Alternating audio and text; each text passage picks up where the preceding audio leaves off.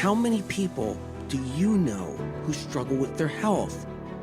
Chances are, whether they show it or not, most of the people in your life do. And chances are, you're one of them. Whether you're dealing with anxiety, depression, endometriosis, acne, eczema, autoimmune, thyroid, Lyme, brain fog, fatigue, or any other symptom or condition, you're far from alone. Living with symptoms has become the new normal. So no more guessing games. It's time to get answers. Welcome to the Medical Medium Podcast. I'm Anthony William. Hey everybody, we're talking about neurological symptoms, how difficult they are, and how they can hold us back both physically and emotionally. These symptoms are confusing and perplexing and just straight out make people question who they are. Over the years, they've pushed people to the brink, to the edge of their own sanity or insanity. And you can never underestimate the confusion, fear, and distrust neurological symptoms create. And only the ones that have experienced them know what this feels like. And unless you know how it is to be in their shoes, have some compassion, respect, and kindness as you grab their hand, pull them up, and help them find their way. Because these symptoms bring people to their knees, and in many cases, begging God for help. It seems so unfair. No one gets it. They think I'm fine because I look okay from the outside. They just don't realize I don't have the stamina I once had. I get tired easy. But they don't know that. I was in the grocery store the other day, and as I was standing in line, looking at everyone else, wondering, do any of them feel like I do? I was struggling just to wait in line. I wondered if any of them were struggling as they were waiting in line. They all looked so strong. There was one person having a hard time, it seemed, but I think she was in her 80s. She was even carrying her own bags. But I'm half her age. I have to visit my parents tomorrow. I know they love me, but I know they're tired of hearing me complain. I could see it now. Honey, see another doctor. Get some help. I've already been to so many. Some days are really bad, and other days are even worse. All my symptoms have blended into each other. It's hard for me to even keep track of how I feel. I've been sick too long. If you're someone who doubts what you just heard, please know that people who feel these symptoms struggle in a way that challenges every aspect of who they are. What they go through is very real. And if we haven't been there, we need to keep our hearts open and minds open. And realize there are a lot of people out there without answers, without a direction, and are struggling day to day, moment to moment, hour to hour, minute to minute, thought to thought, and prayer to prayer. What was your first experience like? What was it like to get your first symptom? Did it freak you out? Did you panic? Many do. Did you run to the emergency room? Did you see your doctor the next day? Was it a panic attack? Did your chest get tight? Was it hard to breathe? Were your thoughts racing? Maybe your heart was jumping. Did you get dizzy? Was the room spinning? Did you feel like you were on a boat? Was there a sensation of tingles on your arms or rest of your body? Were parts of you feeling numb? Did your whole body feel weak? Were you tired on a level you never felt before? Did your body feel like gravity was holding you down and you didn't have the strength to fight it? The feelings of sandbags, were they holding your legs down? Did you experience lots of fatigue? Were there spots in your eyes? Did your vision get blurry? Did you have trouble thinking or putting thoughts together? Or getting your words out? How much body pain did you feel? Any? Were there spasms and vibrations throughout your body? Did that happen to you? Did you have painful or burning skin? Or body pain? Neck, back, or head pain? Were you nauseous all the time? Or your tummy felt like it was flipping with every stressful thought? How overwhelmed were you? How many doctors did you go to? How many specialists? Did you see a neurologist, like so many people have? After a battery of tests, MRIs, CAT scans, X-rays, and PET scans? Did you get the answers you needed? Like a label or a name for your symptoms? And if you did get a name or label, are the symptoms still there? These symptoms are bad enough as they are for so many. And in most cases, if they find something, your symptoms may not even be related to what they find. The hard part is no one understands what's causing them. Especially in many cases, all the tests check out just fine or fine enough. If they don't check out fine and something does show up, is there an answer for that? A cause? Is it even creating the symptoms you're feeling? So many people go through this every day and feel lost, and there's still no true resolve. So what's causing all of our mystery neurological symptoms and conditions? Our nerves play a huge role. The vagus nerve, phrenic nerves, sciatic nerve, the pudendal nerve, trigeminal nerve, tibial, ulnar nerve, vestibular nerve. We got a lot of nerves in our body. What do all these nerves have in common? They get inflamed. But wait, don't get too excited about that word, inflamed or inflammation, because no one knows why we get inflamed. They got theories about inflammation, but they got holes in them. Some theories get taken seriously, even when they're just a theory, but they become law. Treat it like God, or bigger than God. Oh, wait, more important than God. Actually, above God, or above the universe. But if the cause of hundreds of chronic symptoms and conditions is all theories, not proven, all theories, then that's a red flag to start with. I guess that's why every medical scientific study gets flipped on its side, beaten, kicked, and then shot.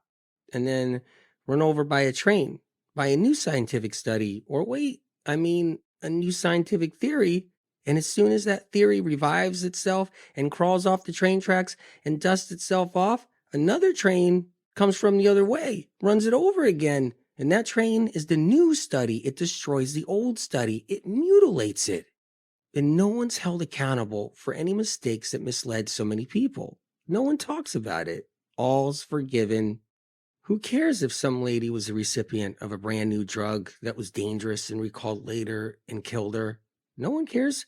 Or who cares if some guy got a hip replacement installed and then that was recalled a year later and the parts went faulty, broke, and they just bust it because it was faulty on the assembly line, the scientific assembly line. And who cares if science said asbestos was good for us? Meanwhile, millions have died from it. But science says. And when science has a theory, we have to get on our knees and bow while we have all our neurological symptoms hurting us. Doesn't matter if our knees hurt, elbows hurt, thumbs hurt, pinkies hurt, neck is stiff, tingles and numbness. You better kneel and bow to science. It's the law. I hear this a lot on social media these days. Where's the scientific proof? Where's the study? The scientific study. I don't believe this person has any symptoms. I think she's faking it. Because she's a doctor. No, wait. If she went to a doctor, yeah, they would have fixed her. They could have. They would have fixed her. She's a liar. She's not sick. No, science says. They have peer-reviewed studies. Did you know that? They have double-blind studies. I say, double-blind her. Give her a placebo. I bet that'll fix her. I think I'm going to leave another comment. Where's your scientific proof? As if people with symptoms never went to a doctor before, or multiple doctors before, or looked at scientific studies somewhere, or looked for help from the best science had to offer for their health problem. And they're misunderstood. Their symptoms are such a mystery that unless you've been there in their shoes before, will you ever understand? So people will just be like, where's your study? Science should have fixed you. You should be better by now. See a doctor. And this is extremely insulting to the person who's been there and done that. As we're scrambling to find solutions, science tries to stuff theory after theory down our throats, nearly choking us to death, that defy all common sense. Here's a fun one. Food science. Garlic is bad for you 30 years ago. Garlic is good for you a couple of years later. Garlic is bad for you again a couple more years later. Garlic is good for you again. And then a plague comes, like we're in now. It's why we're in lockdown and everybody's walking around with their masks on. And garlic's bad for you again. You were probably thinking garlic's good for you again, right? Science says it's bad for you again, even though they used it in the plague centuries ago to save lives. But science says, and when science says, everybody's got to up to, because science said up to. The new study that came out ran over the last study. And that study ran over the next study. And that study ran over the other study. And then the train came by. The train ran over all the sick people and everybody else. And it ran over everyone, plus the new study and then the other studies. And it ran over everything. And it took off. And everybody just sat there saying, what? I'm pro-science, but I also don't walk around with a science blindfold on. Do you know why? Because there are a lot of sick people out there that are struggling, and science hasn't fixed them. I'm not going to wear a blindfold and pretend no one's sick and going through hell with years of hardship from their health problems, or ignore and pretend that I don't see the pain and the suffering out there. It's real. Neurological symptoms are a mystery. Most of the time, health professionals don't even know it's even neurological. There's two ways to look at this. You can go by your label: lupus, Lyme, multiple sclerosis, rheumatoid arthritis, chronic fatigue syndrome, ALS, fibro, POTS, dysautonomia, migraines, trigeminal neuralgia, or any other label. But science and research doesn't know the cause of these labels. These labels are just a way to describe your set of symptoms. The second way to look at this is you can go by all the symptoms you are dealing with.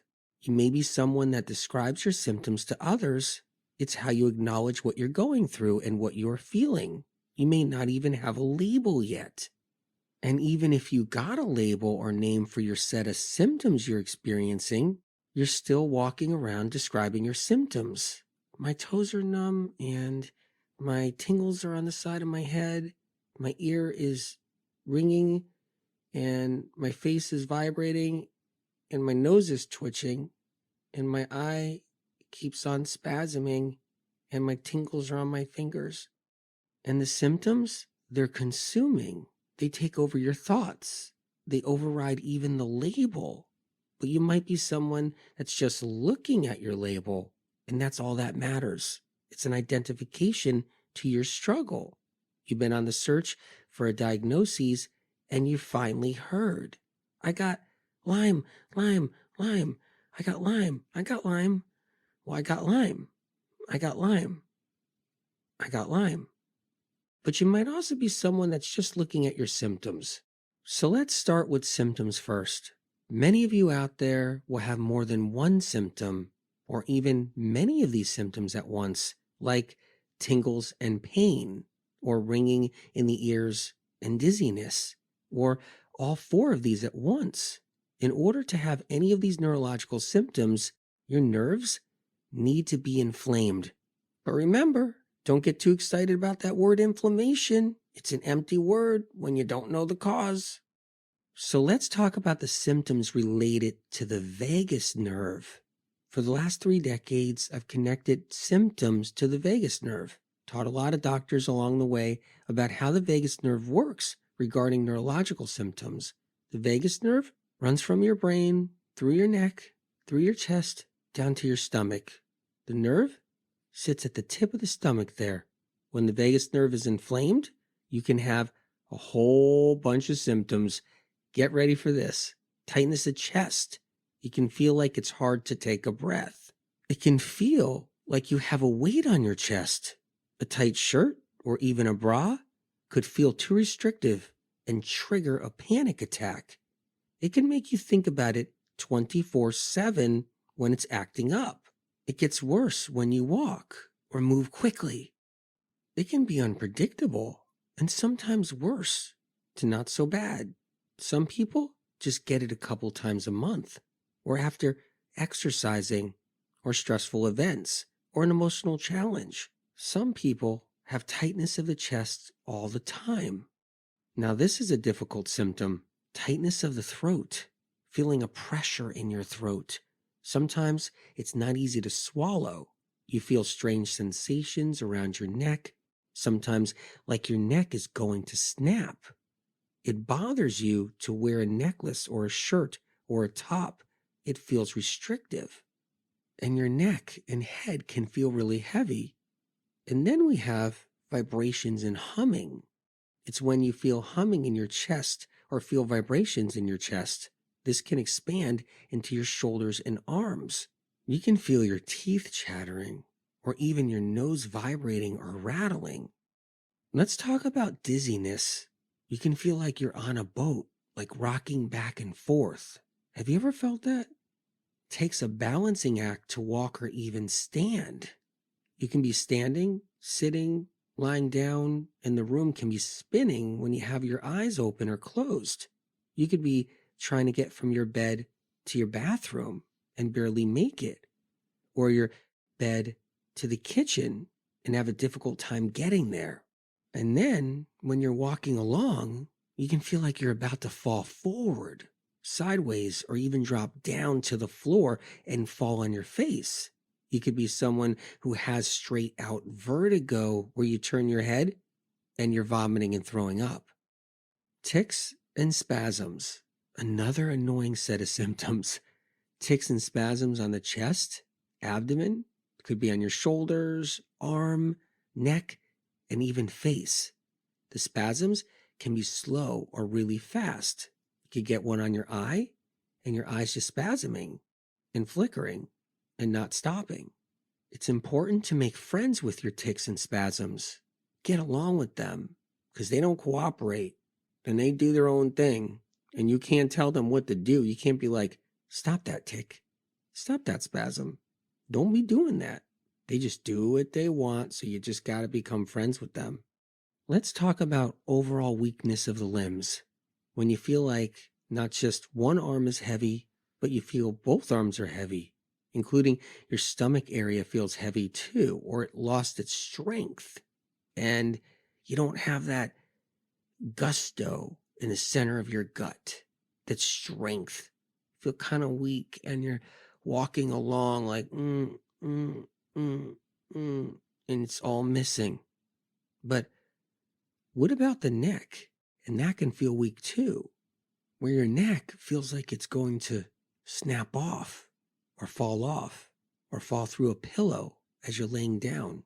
Like you're laying there and you're wondering, is my neck going to snap? And then there's a feeling your lower back lost all its strength and your legs feel like sandbags are holding them down, or they're too weak to hold you up, or you can have all these at once. Let's talk digestive problems, but not the normal kind, the ones that are nerve related. These neurological symptoms are even more perplexing. Nobody knows these digestive problems are neurological and nerve related. Tightness in the stomach, nausea, stomach churning, nervousness, anxiety inside the stomach, the feeling that food is not even digesting at all, even though it is. You can feel your food moving through you and it's bothering you, and it may be digesting perfectly fine, but doesn't feel like it, or you feel it's not moving at all and it's stuck. It's a variety of gastroparesis. You can have jaw weakness too, during chewing and after chewing. And then there's the feeling of having to run to the bathroom a lot when you don't have to go, and you're just sitting there on the toilet waiting, wondering, is anything going to happen? But yet, you're not constipated. Every one of these symptoms are vagus nerve related. Your vagus nerve runs down your neck, down your chest, touches the tip of your gut. You could have tingles and numbness in your stomach, throat, chest, neck. The vagus nerve, when it's inflamed, it's responsible for a lot of symptoms, and they ain't no fun. Let's talk about anxiety, another vagus nerve symptom. You know what's hard? Having anxiety on top of all these symptoms. I know that many of you guys have that, and I'm so sorry because it's that difficult. It's a big part of the vagus nerve being inflamed.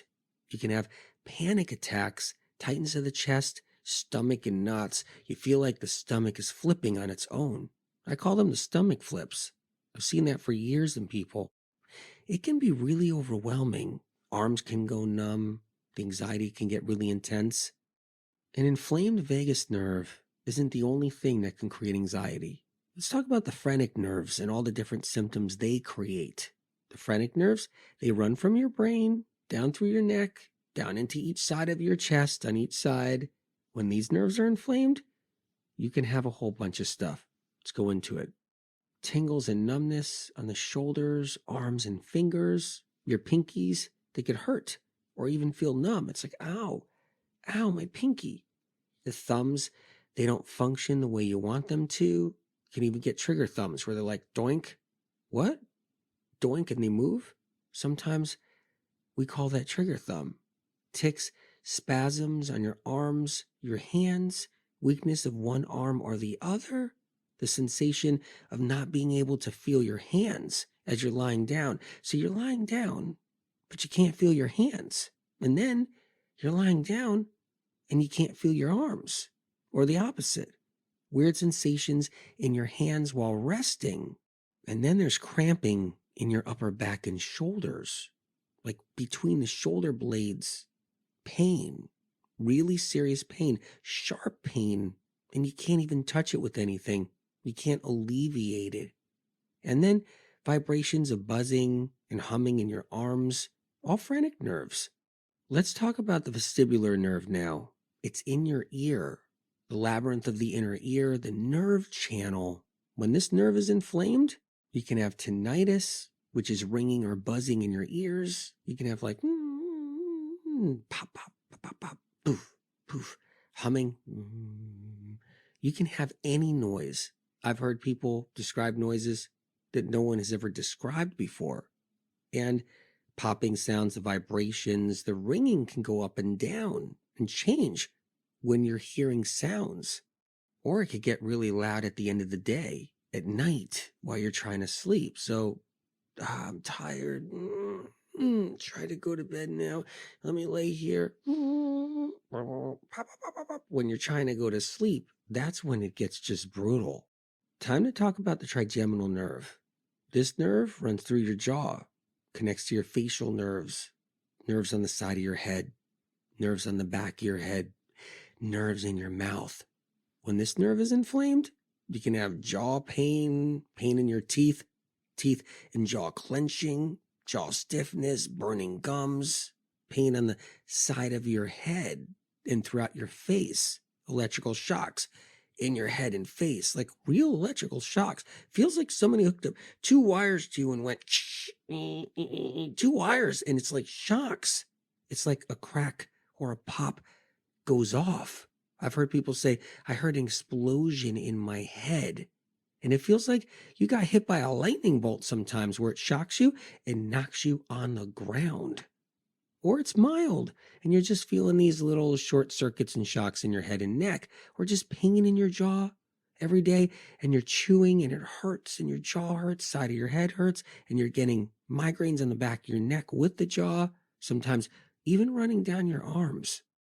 The trigeminal nerve can be just downright brutal and put people through hell and back.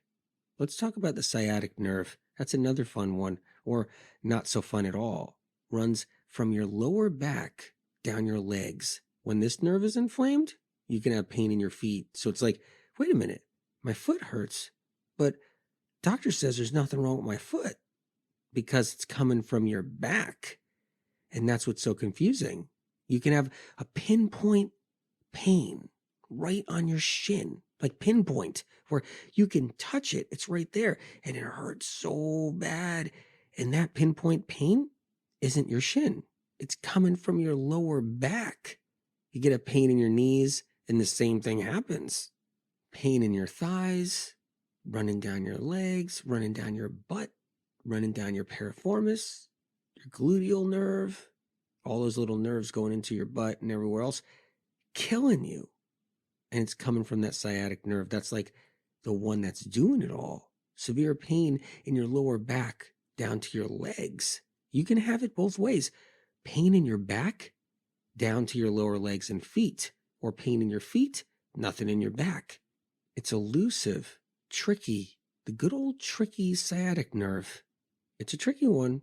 And then pain in all kinds of places. You can feel like burning too, like burning sensations, burning pain, burning on your lower back, legs, burning on your feet. The burning, really annoying. Constant vibrations on your legs and feet with burning or without burning. Numbness on your toes, spasms and ticks all through your legs. Restless leg syndrome, the worst restless leg syndrome. That sciatic nerve can keep you up all night. Neuropathy, that's when the doctor says, you got neuropathy. And you're like, what? Pins and needles in your feet and your legs. It's really hard for a lot of people. Let's talk about the pudendal nerve. That one, I don't like when that one's inflamed. That one runs from your lower spine to your genital area. When this nerve is inflamed, there's nothing like it. You can have pain in your lower abdomen, pain in your groin. You can feel like you need to urinate all the time. You can have severe vaginal pain. You can have twitching spasms all around your bladder. The pudendal nerve can make it feel like something's itching, like tickling or itching in your genital area. And nothing could touch it or relieve it. You could press it, push on it, pinch it, and it keeps you up all night. It makes you run to the bathroom over and over again. That one is never fun for anyone. Let's talk tibial nerve. Runs down your leg. When this nerve is inflamed, you can have buzzing, humming, vibrations in your leg, restless leg syndrome. You can have pain in your heels. That's annoying when they're pain in the heels. You're walking along and your heels hurt. Is it my Achilles heel? Like, is this a sign? Am I getting some kind of spiritual sign? Is it my Achilles heel? Or the doctor's going to look at your feet and be like, I think there's a bone spur in there. But is there? We're looking for a bone spur. We can't find it. But your heels hurt. And that's the tibial nerve. Could even go down to the toes. You can have pain in the ankles, pain in your thighs, burning sensations in your legs and feet. These tibial nerve symptoms can even make it difficult walking. They're no walk in the park. All these neurological symptoms are so difficult to not only live with, but in many cases describe to your doctor or even to your friend. Well, see, I have these tingles, but they're vibrating. Yet I have this pain and it's going down my leg and my left toe is hurting, but yet it makes this weird vibration.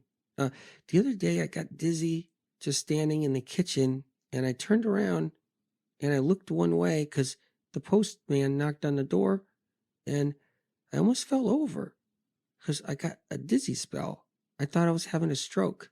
I called 911. And then my ears were popping one day and they made a weird noise in my nose. Like my ear popped and it came out my nose. My tongue was vibrating and I told my friend, my tongue's vibrating. And my friend said, what? And, oh yeah, my eye was twitching and I couldn't sleep all night long for days. And then meanwhile, after all that explanations to your doctor or friend, this is what they say. So let me get this straight. Okay, your leg is twitching? Neurological symptoms can add up really quick and be really perplexing, really confusing, and you can't keep track of them too easy. So when you try to tell anybody about it, they're lost at the one, two, or the third, or the fifth one. When it comes down to neurological, it's not as easy as your friend having the flu and being like, "What's wrong with you, man? Got the flu." Okay, closed, shut case. What's wrong with you, man? Got a hangover. Okay, done deal. What's wrong with you, man? Got a headache, stressed out. Okay, done deal, man. It's like, it's easy breezy. But the worst thing about neurological symptoms is you can still have all that stuff too. You can have a sinus infection, UTI.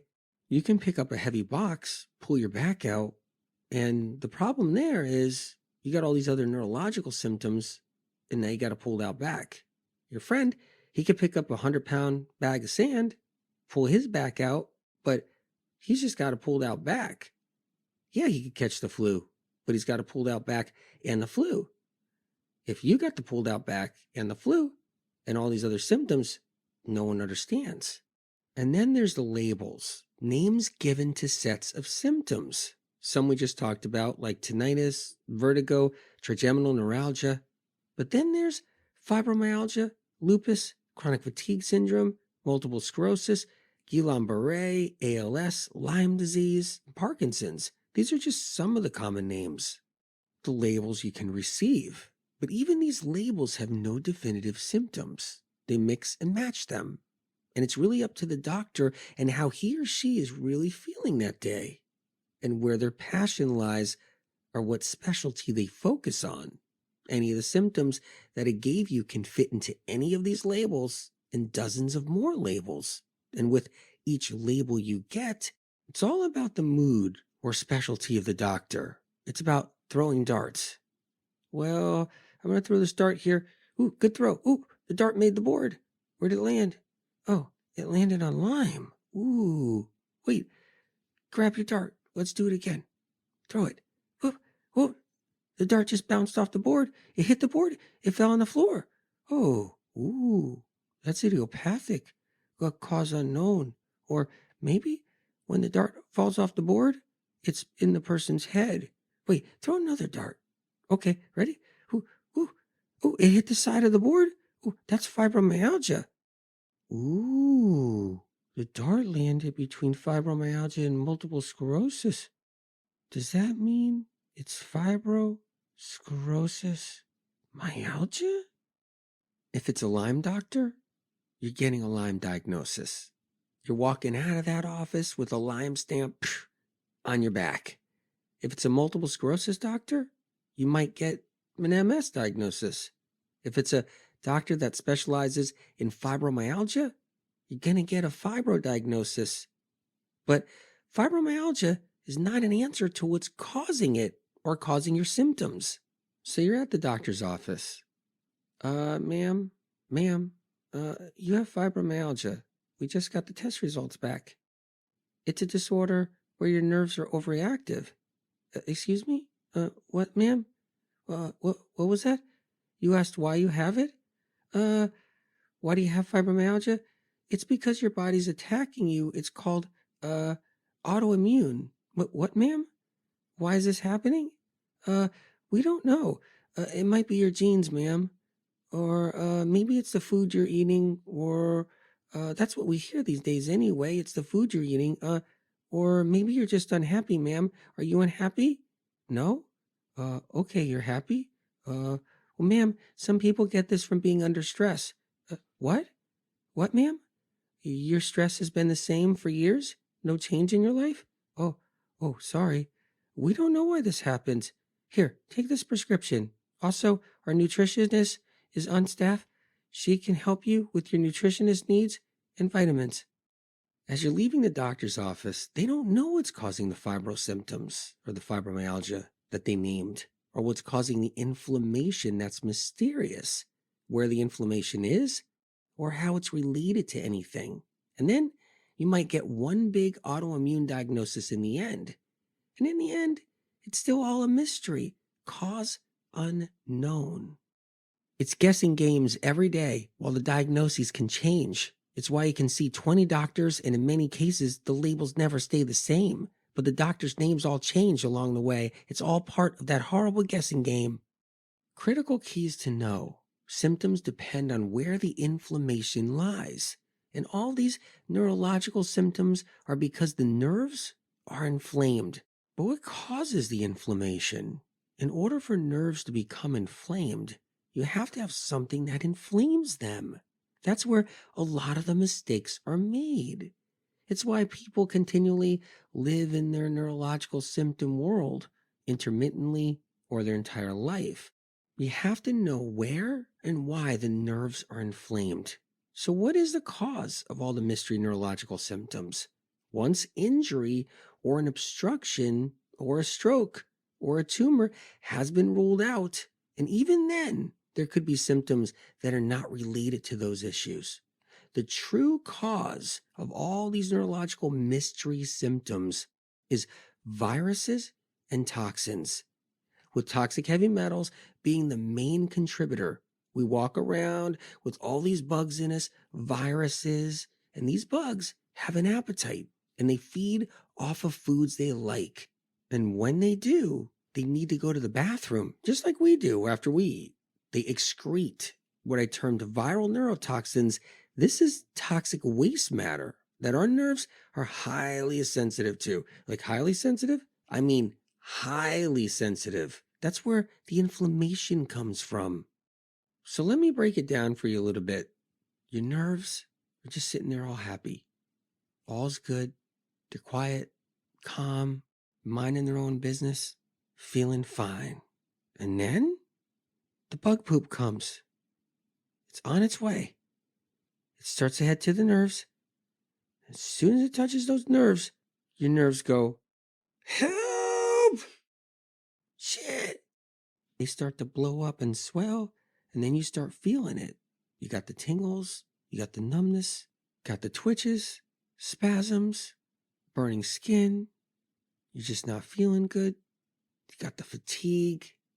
You got the spasms on your back, spasms on your legs.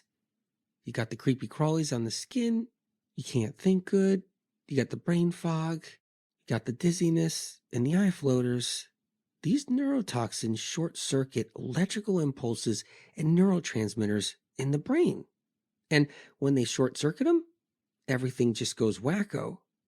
They also inflame neurons in the brain tissue, causing mild to severe brain inflammation that's not understood out there by the medical communities. Viruses love to eat toxic heavy metals, and when they do, it makes their poop stronger. The bug poop. The neurotoxins, that's the bug poop. The bugs are releasing them now with toxic heavy metals in them. And this is more allergenic to your nerves. So your symptoms can become more complicated. These neurotoxins can drive up histamines too, trick out the doctor, and trigger inflammation tests with your blood work, and landing you a variety of diagnoses, which means you get a label. Yay! Such as lupus or Lyme, as if that's an answer. But what doctors and Lyme patients don't know is that the blood labs, they're testing for inflammation, then putting a name of a bacteria next to the numbers, but not finding a bacteria, like physically finding one. You can get a neurological Lyme diagnosis without even getting a positive at the lab. Doctors are checking Lyme patients now for Epstein-Barr because of the medical medium information. And Epstein-Barr is one of the viruses behind all the neurological symptoms people are experiencing that are mystery. Epstein-Barr, shingles, HHV6, simplex 1, simplex 2, cytomegalovirus. These are the neurotoxic viruses. They create the neurotoxins. Epstein-Barr being the leader, the more popular one, the one that's in everybody, wreaking the most havoc. Shingles being the second one, and then simplex 1, simplex 2 being the third and fourth. These neurotoxins raise inflammation so that inflammation tests find inflammation. But here's what's funny. Inflammation tests don't tell you what the inflammation is coming from or where it's coming from. And doctors that are doing the inflammation tests don't know what they're looking for. So they'll do the C-reactive protein test, they'll do the ANA, they'll do the MTHFR gene mutation test, which isn't really a gene mutation test, it's an inflammatory test. Irony? The Lyme disease tests are inflammatory tests. Remember when I said don't get excited or too excited about the word inflammation? Because it's still not an answer. We're still flying blind and the guessing games continue. Let's talk about triggers. Triggers are things that trigger something that triggers something that triggers something. So viruses need to be triggered. Some of the things trigger them that I'm going to talk about, like foods. Eggs trigger viruses because viruses eat eggs. See, eggs aren't bad if we didn't have the viruses that love to feed off of them. And cheese, it's another one. That's a trigger. And if you got the viruses and you put the cheese in your diet and the cheese in your body, you're like, cheese is good. Oh, this cheese is so good. This is an old cheese. This is an aged cheese. Look at this one. And you're eating it. And then at the same time you're eating it, you got a bunch of viruses sitting around a table and they got the napkins going and the forks and knives and they're eating that cheese too. And you're triggering them or triggering your symptoms that will come later without you knowing. And then milk, butter, yogurt, kefir triggers things because it's feeding the viruses. And then gluten. And for the record, no one knows why gluten causes problems in some people and not others. It's because gluten feeds the bugs. It feeds pathogens, grows them quickly, and the bugs create more problems. The bugs poop out the gluten. Gluten's more toxic and more allergenic. And then it becomes toxic to the nerves. It's kind of like a gift that comes back to the nerves. And it's not a good gift. And at the same time, since the bugs had a nice meal, they grow quicker and faster. They proliferate. They crank up and then cause more inflammation and symptoms. Oh, you got chronic fatigue? You got nausea now? You got fibromyalgia? Anxiety? It's not because you're a weak person or that your body's finicky or you're faulty or your genes went bad, because that's what the medical system will tell you. You got autoimmune and your body turned against you. Instead, your body's crying for help because it's up against pathogens. Your body didn't turn against you. It's fighting for you. The foods aren't the direct cause either. They're not causing the problem directly. You have to have the bugs feeding off the foods so the foods become the triggers, pooping out the poison that inflames the nerves, causing the symptoms. You can eat the milk, cheese, butter, foods that bugs like, and they'll munch it down, and they'll get full, and they'll have to go to the bathroom. And then your nerves are allergic to it, and they get sensitive because it can happen every day for years.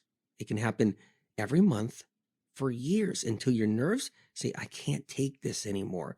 You know, like somebody pushes you over the edge, like a friend or somebody else or a family member, and they kind of get on your nerves. Well, it takes time sometimes before you get allergic to somebody, maybe an old friend or whoever it is, where you're like, oh my God, I can only spend a couple hours with that friend before I just get allergic and I got to take a break. Where your nerves finally say, I need a break. Something's got to change. You know that friend that can eat anything they want? Cheese pizza, bread, pasta, gluten, eggs, dairy, junk food, processed food, fast food, greasy food, fried food. You know that friend?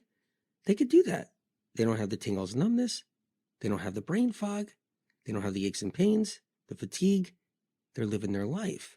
Because right now, in that stage of life they're in, their bugs seem to be kind of quiet, or they don't have the same bugs, or less of them, or not enough of them yet, because they'll get them later on down the road. But either way, they can get away with it for a while until they can't. But For now, they can. You're over your friend's house, they scramble an egg, make an omelet out of it, they got some wheat toast, some really bad processed white bread, they slap some butter on it, they got some bacon frying, they got some cream in their coffee, and then they dunk a donut in it. And all's fine, at least for now. And then your friend looks at you and says, "Hey, how's your tingles and numbness or whatever that is, your numbness? How's that doing these days? How's your neuropathy doing? Did you see your new doctor yet? Do you want a piece of toast? No? Oh, that's right, I forgot, you're gluten-free."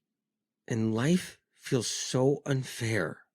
And you just think they're stronger than you. And you know what you hear out there a lot? What doesn't kill you makes you stronger. Yeah, sure. Man up. Man up. Get some hair on your chest. Eat all that food. Get your body used to it. It's okay. Lick that toilet seat. Lick the door handle and then eat a sandwich afterwards. Don't wash your hands. Get immune to things. Get exposed. You need exposure because that's what's going to protect your immune system. That's bad advice. That's not how it works. See, we already have compromised immune systems down here. Our immune system's already fighting so much. So many different triggers, so many different obstacles, so many different pathogens, so many different toxins. And the last thing we need to do is to load it up more. Bad advice.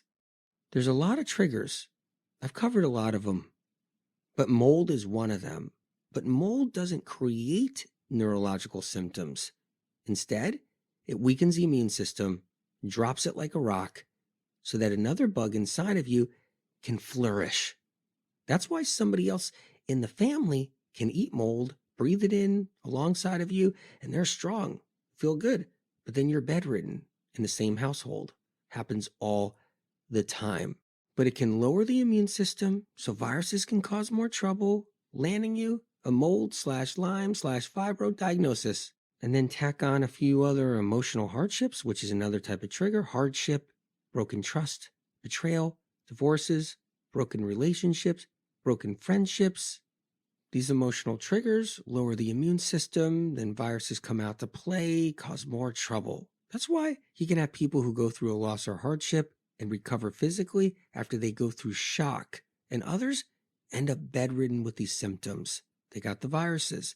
That person who overcame the shock of the emotional event recovered, didn't have the viruses at the right time in the right place in their life to take advantage of their weakened immune system, while the other person who ended up bedridden with the chronic fatigue and the aches and pains and the ringing in the ears and the jaw pain had the viruses at the wrong place at the wrong time that took advantage of their immune system being down. I want to give you a bunch of healing tools to empower yourself. A good way to look at this is starve the bugs inside of you. That's a win-win. So they have no food. Remember, you're starving the bugs. You're not starving yourself. You're starving them. And then bring in the foods they don't like, but yet your body loves. This exchange is gentle and powerful. You take the food away that feeds these bugs, and you bring in the fruits, leafy greens, herbs, wild foods, and vegetables that help kill these bugs.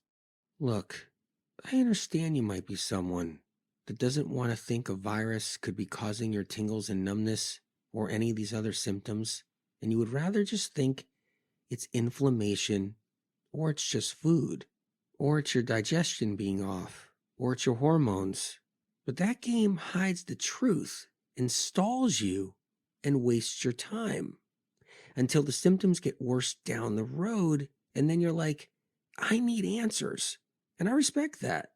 So this information is here for you when you're ready. Here are some foods to remove. Number 1, eggs. If you're really attached to eggs, replace it with avocados. It's a start. Or better yet, replace eggs with steamed potatoes. This way, with the potatoes, you keep your fats lower and your blood thinner, which is another medical medium tool. So you can eliminate a dead bug or neurotoxin easier out of the body. See, if your bloodstream's filled with fat, you can't get any of this out of your bloodstream and out of your body. Every time you want to eat an egg, eat an avocado or a potato, preferably a potato. They're really antiviral, and that's what counts because it's about getting rid of viruses, prohibiting them, inhibiting them, stopping them, slowing them down, knocking them out, and that's what that does.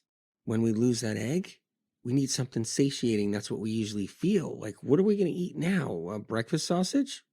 Bacon? Like, what are we going to get? That avocado? Potato?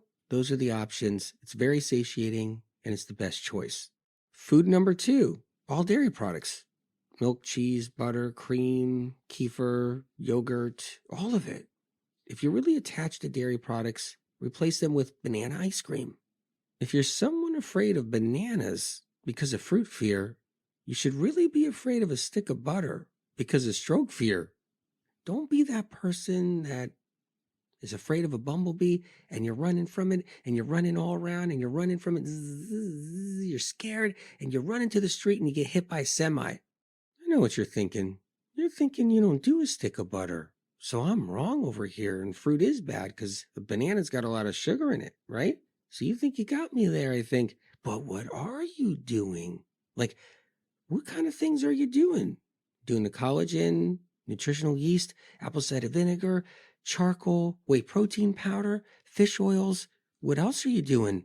That, there's the bumblebee, the banana bumblebee. The banana's the bumblebee. There it is. It's got you running. Woo, got you running. You're heading to the street, and you're heading to the street. You ran into the street, and there comes the semi-trailer filled with collagen.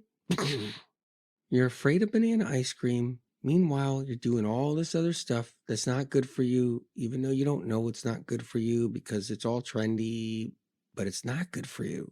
And you're afraid of a banana, which is really good for you. For banana ice cream, you guys, blend up frozen bananas in a food processor. If you're used to butter or sour cream, use avocado and lemon together instead. Replace dairy milk with oat milk. The third food to remove is gluten. You guessed it. The best gluten-free grains to bring in, if you're attached to grains, are millet or gluten-free oats. They will not feed the bugs. Millet is the best option if you're a grain person because it's the easiest to digest and most gentle on the digestive system. Let's talk about some other healing tools. Asparagus, that's a good vegetable to bring in, which is really a shoot, which is really kind of an herb too. It's kind of a combination. Steam it or eat it raw daily. Helps to nourish and replenish nerves, and it's antiviral. Let's talk about some herbs, leafy greens, some wild foods, some antiviral supplements, herbal medicine. Celery juice, 16 to 32 ounces on an empty stomach. Don't add anything in it. It's antiviral. It helps to kill the pathogens. It breaks down the membrane around the virus. You can start slow. If you need to, work your way up. 4 ounces, then go up from there. That's one way to do celery juice. You found the home of celery juice here. Now you can learn all about it. So let's talk about getting rid of those toxic heavy metals a little bit. Another herb, which is a leafy green, is cilantro. You throw it on your salads, put it in your smoothies, put it on any dish. It's an herb you can use as a leafy green. That's a special tool. And it's also antiviral, and it helps remove the toxic heavy metals. Wild blueberries. Now that's a powerhouse right there. It survived thousands of years on this planet in the harsh, worst conditions you could ever imagine. And it adapted to survive. When we eat those wild blueberries, we get stronger because it helps us adapt to what we're up against, like viruses and toxic heavy metals. That's the kind of food we need for survival on this planet. Think about it. Something that's lasted that many years survived the coldest temperatures. It's been burned to the ground, and it has made it this far. And when you got neurological symptoms and you're struggling and suffering, you're adapting. You want to survive. Your body wants to live and beat it and heal, and it will. And wild blueberries help us do that.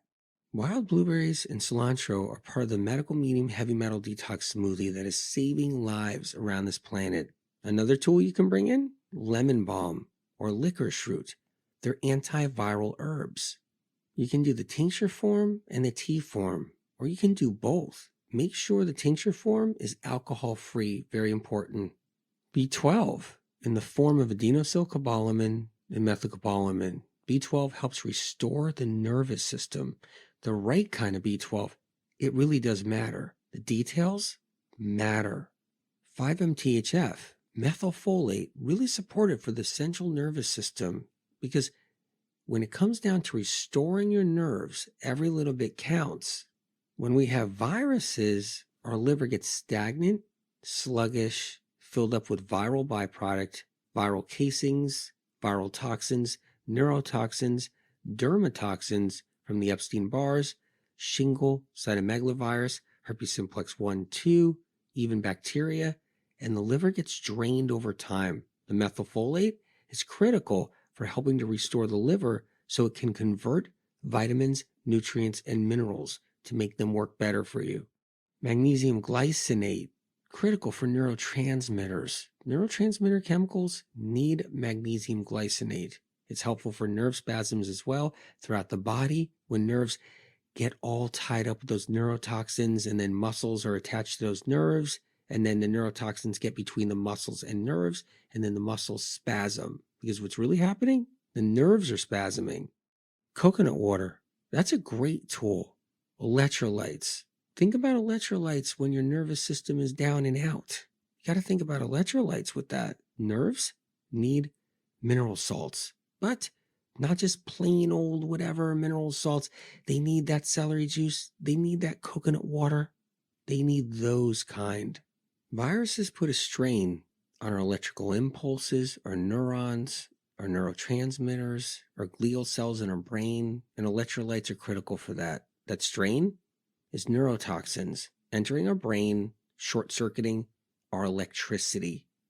And mineral salts are a key weapon for healing. Another tool is the medical medium thyme tea or water. It's antiviral. So what are we up against? Viruses? Yeah. So antiviral. Well, the thyme tea, the thyme water is a great way to knock these viruses back. You can get the free recipe for thyme tea or water and the medical medium heavy metal detox smoothie recipe at medicalmedium.com, as well as the supplement directory of the supplements that I would trust for myself, my friends, and my family. If you're someone who knows the medical medium information in books, you know you can customize the protocols to go as far as you want with your healing process. As we live our life with neurological symptoms, we often gain wisdom far exceeding our years, and at the same time learn more about ourselves than anyone can ever imagine or experience unless they were challenged in the way you have been. Your healing journey should always be respected and protected, and never forget it. As you go through life, you heard it from others, you look all right. Everyone around you will say you look healthy, strong, and fine. They just don't know that inside it feels like you are living a lie. They truly believe that from the outside of you, all is well from their eye. And how is it possible that you are not one of them? Someone who seems to be truly unstoppable. Instead, they don't know you're crying inside. As you see them outside on the streets, everyone enjoying themselves and living their lives, and seems like nothing is wrong with anyone else out there. You're just one of a kind. They just don't know. And whoever knew that you would have this inner struggle, and someday they may have one too.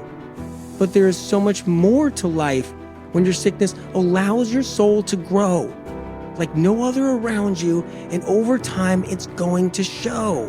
One thing's for certain, that you will overcome this blow. Nothing can stop you or get in your way. Nothing will hold you back from you healing. You're done hearing the word no. Ignore what they say, and you're finally going to be able to let go as you're on your way to feeling less pain As your faith grows stronger and your conviction is longer, your troubles are over, you're more than the person you were, and you are not just older. When medical science gives us no answers to why we're sick, but keeps us fooled by their smoke and mirrors as they perform their shtick, telling us they have answers, but in the end the smoke dissipates quick. As they try to convince us that more answers are coming just around the corner, you turn your head, you look twice, and behind you they're no longer. We waited 70 years for the medical magical show, to solve all of our problems with our neurological woes. Only shows us perfectly clear that the spiritual war around us and above us is near. When a mother who has been battling neurological symptoms throughout much of her adult life watches her daughter do the same while living in strife and wonders why there aren't real answers yet, shows us that the spiritual war is real life. As the blatant negligence, ignorance, and disrespect from the industries in health cause more harm on the people and drain their wealth, never exposing the true causes and keeps everything stealth. As they completely drop the ball in chronic illness, they sit back and laugh at us all as everyone takes the fall and the sick take the flack. They stay in their deep slumber, denial, and never lower their ego. Shows us that the spiritual war is good versus evil. Inflammation is an empty word. Without knowing the cause and blaming us, it has no place in this world. It's as empty as the soul of the industry that has no knowing of why we suffer and stamps out drugs to hand out to one another. As we lose precious time and many of our days, we then go on a search looking for alternative medicine ways. And even then, there's still a system set in place that teaches us that we're the reason we're sick, and it's not the pathogens we've been infected by the evil pinprick. No, it's our fault, we're told, we're the reason we're sick. They take no responsibility within the system that's set in place to teach us otherwise, so we have a fighting chance to heal and shift us out of our headspace. You keep on handing us diagnoses and medical themes, constantly giving us false hope with theoretical medical dreams. And then when they believe that they know the reason, they stamp out a diagnosis as we say thank you please, and they say see you next season. So I say to you, with all that I know and all that I live by, you have the right to heal, live your life, and move forward, and at the same time not allowing a part of you to die. When you've been sick, you're not alone. From here on out, you're not on your own. You can get your life back and take control. Nothing will stop you now. You're on a roll. We can rise out of the ashes together. See, I believe in you, and I know you can heal.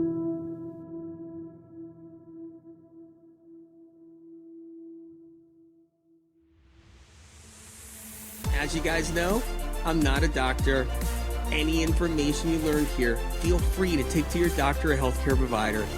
If you found this show helpful and informative, feel free to share it with someone in need of the information. If you like this show, please subscribe and leave a review on Apple Podcasts. You can also find me on YouTube, Facebook, and Instagram at Medical Medium. And for more information on healing, please visit medicalmedium.com. Thank you so much for listening.